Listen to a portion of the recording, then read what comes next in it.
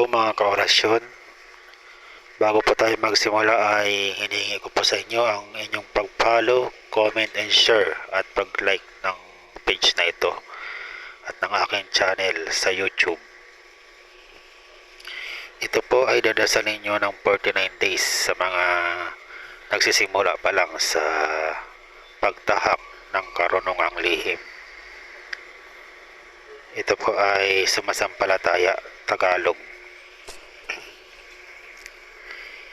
Sumasampalataya ako sa Diyos amang makapangyarihan sa lahat na may gawa ng langit at lupa. Sumasampalataya naman ako kay Jesucristo na isang anak ng Diyos, Panginoon nating lahat, nagkatawang tao siya lalang ng Espiritu Santo.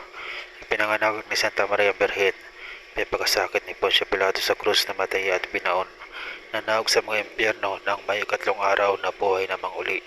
Umakyat sa langit na luklok sa kanan ng Diyos amang makapangyarihan sa lahat. Doon magmumulat pa rin itong hukom sa nangabuhay at nangamatay na tao. Sumasampalataya naman ako sa Diyos Espiritu Santo na may Santa Iglesia Katolika, may kasama ng mga santo, may ikaw lang makasalanan at mabuhay na muli ng nangamatay na tao at may buhay na walang hanggan. Amen.